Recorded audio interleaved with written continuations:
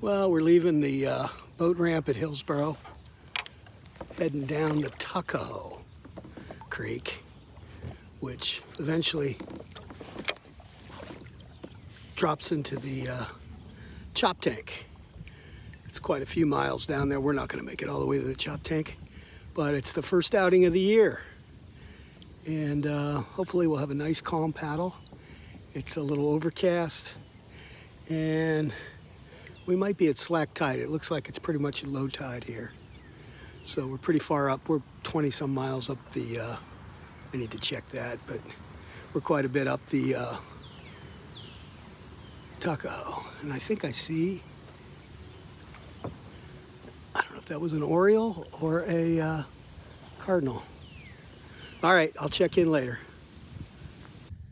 The spatterdock is just starting to bloom. So we're probably just a few days away from it. This hot weather coming up will obviously drive these blooms. You can see the leaves here of the spatterdock. Quite common here along the banks of these creeks here on the eastern shore.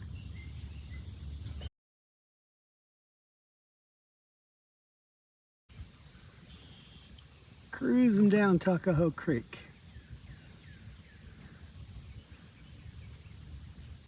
I don't know if you can see behind me here, but a lot of dead trees. I don't know if that's due to subsidence, which is that the land is sinking a bit here. We're in on the edge of Caroline and Talbot counties, and there's a bit of subsidence here that I've read about. But the creek is probably mostly freshwater, but still these trees can only take so much water before it kills them. So if you look behind me, you'll see quite a few just stumps. It's really too bad. There's a turtle on a log. I don't want to scare him. It took him a long time to come up. Oh, I scared him. Sorry about that, buddy. Well, probably needed to cool off anyhow. That's what's known as swamp rose, according to Mr. Google. And this is known as common elderberry. I don't know why it's common. There's quite a bit of it around here. A little harsh calling it common. This is a wood duck nesting box.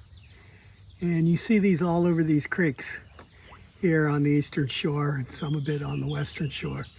It's to encourage wood duck nesting, and because of the way it's built, it's also keeps the critters out of the nesting box, snakes and things that have to climb. And I think there's a bit more survivable rate. I don't know where wood ducks are on the endangered species list. I think they're not endangered, but they're struggling. But aren't we all? There's SWMBO. She's in pursuit of something called an indigo bunting, which she can identify by sound, but can't seem to find one. This is going to get interesting if she doesn't find one soon. That is a red-winged blackbird. Did you hear that song?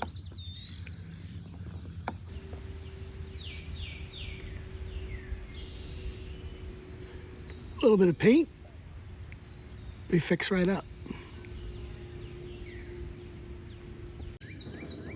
Part of the story of the indigo bunting that SWMBO back there is pursuing so diligently is because I saw the indigo bunting and she didn't. So she's not going to rest now until she sees the indigo bunting. It's a very pretty bird. Too bad she didn't see it.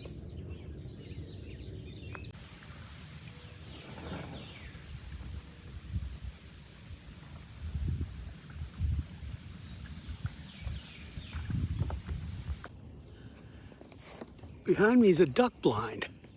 Actually, she's probably called a waterfall blind, because depending on the season and things, you could go after ducks or geese or any other kind of waterfowl, depending on the season. mostly in the wintertime.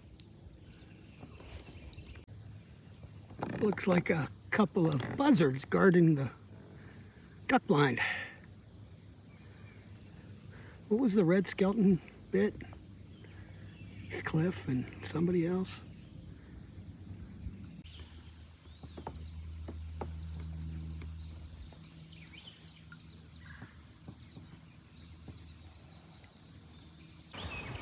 And we're all packed up. About 3-hour paddle.